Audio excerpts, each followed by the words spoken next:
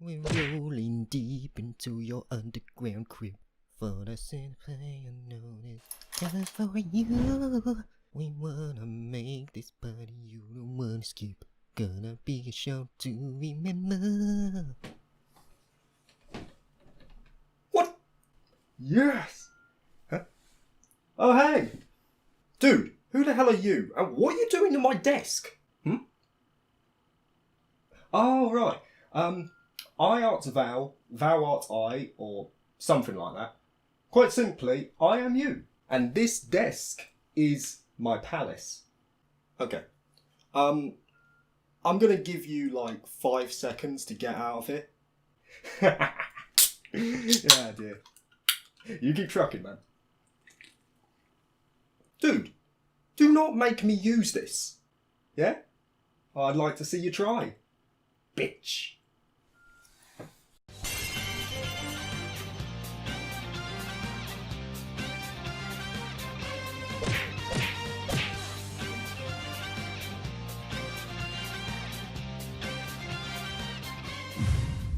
Persona, a series I've wanted to get involved in for a long time now, but simply lacked the hardware to do so. After buying a PlayStation 4 for Cold Steel 3 last year, a lot more opportunities have presented themselves to me, not least the ability to dive into this series with the release of Persona 5 Royal late last year. Long story short, I am completely new to Persona, and I went into my playthrough 100% blind, from which I have sunk nearly 100 hours into the game, on top of completing it. It is worth noting though that since I went in blind, I missed the extra content that comes with Royal, but I have since watched this on YouTube as I don't have the time for another 100+ hour playthrough. But I think I've got a good enough grasp on it to give my opinions. I will also say there will be minor spoilers confined to the first few hours, but nothing major that will ruin your experience if you have not tried it out yourself. Without further ado, let's dive in and see if we can answer the question, is Persona 5 Royal any good though? Now the first thing that stands out to me as soon as I start the game is the excellent first impression it gives. We're not even 1 minute in and we're jumping through rafters, fighting off weird horse guards and sneaking out the back door. And it doesn't take long to realise that this first impression is not just on the surface. The game oozes style, from the character portraits to the battles, even to the menus, and I feel I have to mention the soundtrack immediately because it's amazing. It draws on a jazzy alternate rock armada of melodies and it fits like a glove. It ramps up the decibel in those high octane moments like the start of the game, and then tones it down when you're chilling at home base or walking around the city. Dare I say it, I got some flashbacks of the Blues Brothers from this, and it was a joy to listen to. From what you can gather initially, everything is dynamic, every element is an experience, and you immediately realise that Persona 5 Royal is not like any other JRPG on the market. As you make your escape, your self-insert character Joker gets cornered and yeeted by the police, and he is soon taken into custody, where you're then free to create your name and indulge in all that RPG goodness. You'll also get a chance to partake in some of the multiple choices that Persona 5 Royal sports, and though many of them won't have an effect on the overall story, they'll at least yield a unique response in most cases, allowing you to play in your own way and taking on a persona that best fits you. However, as you go further in game, these choices will have significance in regards to character relations, which we'll touch on later. Eventually, Joker is drugged and is promptly interrogated by public prosecutor Sai Nijima, where the game then takes on its unique structure, reliving your life up to this point as part of your rehabilitation. And thus your double life as a high school student and phantom thief begins. The game splits itself into intervals of time where the player is free to partake in various activities, and this repeats from day to day, separated by a calendar as time passes. Outside of being a high school student, which will test your actual real world knowledge, you'll be able to partake in other activities that will enrich your experience as you progress. Joker has 5 parameters which he can improve over the course of the game, and each activity you do will contribute to one or several of these facets. By improving your innate personality, you're also able to unlock some later events on top of this. Now you might be listening and thinking it sounds formulaic, but really, it's not. Because there is so much to do in your free time, and the game lets you know it as well. Tutorials will be popping up faster than a German at Oktoberfest as more facets are introduced, and there is a lot to learn. I mean, look at this. Whoa! Now, I understand that there are a lot of new mechanics to learn here, but I would say there are a bit too many tutorials here, and there doesn't appear to be a way to turn them off either. I was a fan of what they did initially, where they gave the prompt via an in-game character and just let the player figure it out. It kept me immersed as opposed to throwing a text box in front of my face every 10 minutes. And I would have preferred if they incorporated more of these tutorials into the general flow of the game, but that's a minor gripe of mine. In terms of what these tutorials refer to, at least in your daily life, you're going to be working part-time jobs, doing crosswords, watching movies, playing games within a game, wacky, studying, or improving your relationships with your confidants. And this is something I love about Persona 5 Royal. It feels rooted in reality. This is not a fantasy world with elemental lords or mystical forests. This is modern day Tokyo, Shibuya in fact, which is a pretty damn confusing station to get around along with Shinjuku. I can testify, stations in Tokyo are a pain in the arse to get around. It's one reason why I don't like the place. This element may seem minor to others, but it really adds to the charm of the game for me, especially when you're getting on those packed rush hour trains or getting lost in the underground. It's endearing. In a masochistic way. Now, of course, you're not only doing mundane activities, you're also getting involved with a main story in the shadows, which we'll dive into now. Straight up, it's a compelling narrative filled with twists, mature themes, and delivered with top-notch pacing. There are definitely moments where the story is weaker, like the conflicts that arise at times don't make sense, but that's simply a testament to how solid it is as a majority. As you relive the moments up to your capture, you'll notice the world reacting around your actions, which lends to the pacing of the game as you never feel like you're removed from the action, something which is all too common when you have an episodic layout like this. But that's not all, as there is a time limit attached to each mission. Fail to complete the objective within the designated time? You lose. Thus, it becomes imperative that you balance your schedule. Simply put, you do not have enough time to do everything you want in the game. You have to be smart, and P5R does a very good job in making sure that you're as efficient with your time as possible. Doing certain activities under specific conditions will give you some nice bonuses. For example, if you work at the convenience store on certain days, you get extra money because of the loyalty bonus. Or if you study when it's raining, you get extra points towards your knowledge parameter.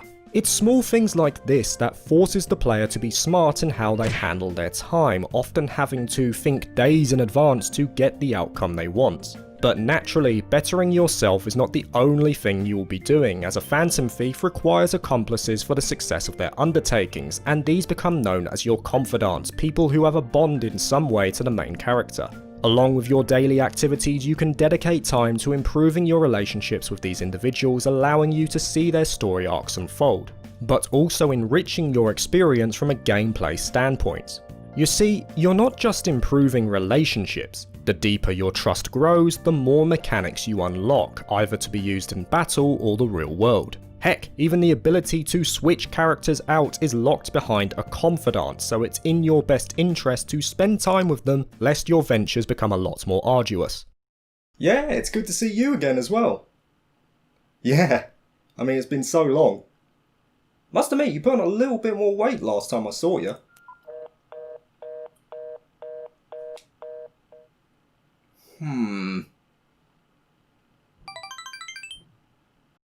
This is how this kind of system should be handled in my mind. Yes, it's enjoyable to spend time with your favourite characters and see their stories unfold, but I feel there should always be something more to act as a carrot, especially if you're foregoing opportunity to do something elsewhere. This process of improving your gameplay experience through your deepening bonds not only makes sense thematically, but is a great aspect in of itself.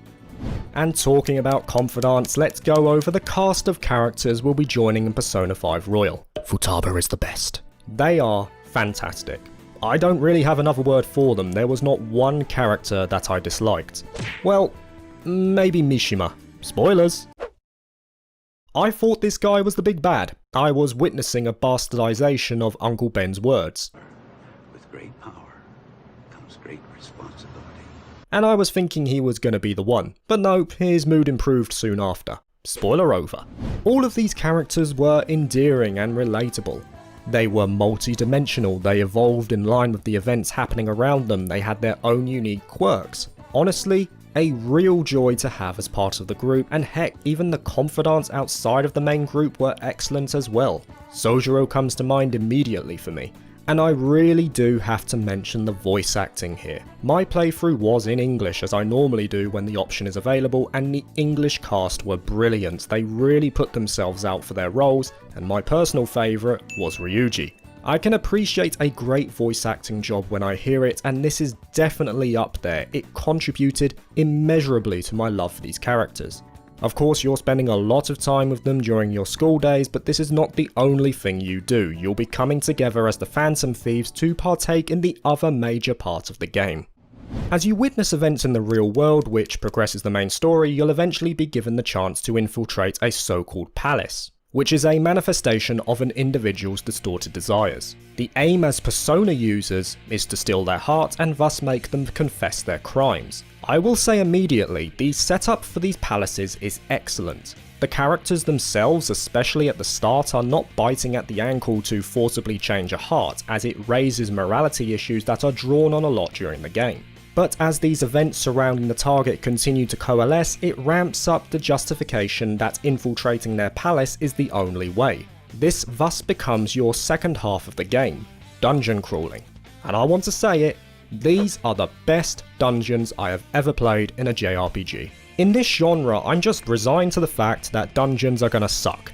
They may look pretty, but they're just linear hallways for the most part with a boss at the end. So it was a pleasant surprise when I started playing Persona 5 Royal. Multiple levels, creative puzzles, rewards for exploration, it has it all. These palaces, dungeons, whatever you want to call them, were stellar throughout. Except for Mementos. F*** Mementos. And what I love about these palaces is that more often than not, you won't be able to end it in one run. You might need to come back because your equipment isn't sufficient, you might need to heal your battered characters, or my personal favourite, a block in the path that can only be circumvented by returning to the real world. It goes without saying, but exploration is not the only thing you'll be doing in these palaces, you'll also need to fight. And again, I have nothing bad to say about this combat system from a gameplay standpoint. You can get an advantage through a sneak attack, and then it takes on a unique approach to a turn-based battle system. Each character can use their gun, a normal attack, or a persona ability. The idea is to capitalize on an enemy's weaknesses so you can power up your own abilities and pass on the benefits for massive damage. That is just the foundation, there are a lot of other mechanics that get added in as you go. Enemies in this game can wipe you out as easily as you do to them, so you need to make sure you're thinking proactively for some of the harder fights, which again promotes this mindset within the player like the balancing of time in the real world. Honestly speaking, I think this is the peak of turn-based combat. Everything works so well, for the most part. So we've gone over the palaces, we've gone over the combat, and I love both of them. But there is one thing in this particular part of the game that I don't love, and those are the boss battles.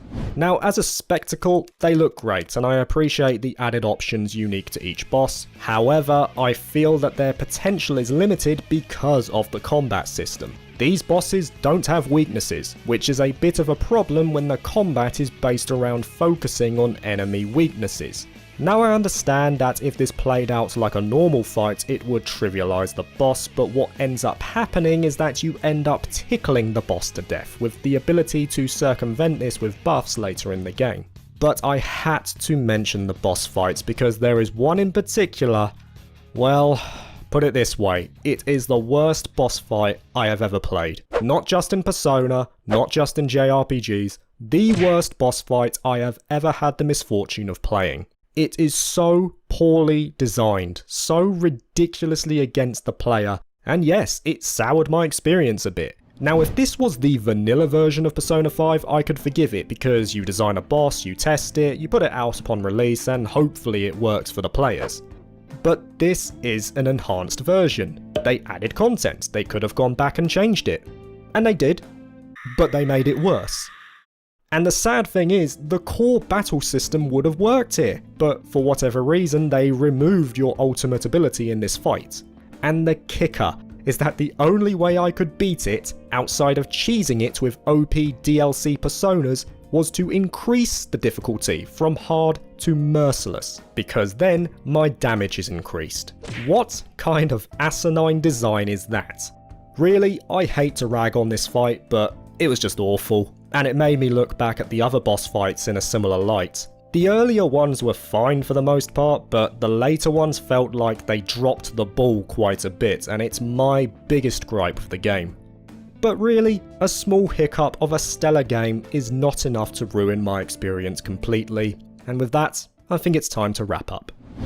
At the start of the video we asked the question, is Persona 5 Royal any good though? After a near 100-hour playthrough, I can say, yes, it is excellent. Persona 5 Royal is one of the most unique experiences I have had in a JRPG. It oozes style, it's got endearing characters, a familiar setting, a compelling story, and hours upon hours of engaging content. I'm not kidding when I say you can sink over 200 hours into this game and you won't get bored. And though it does have some minor shortcomings, they don't detract from what, in my opinion, is one of the must-have experiences of any JRPG fan.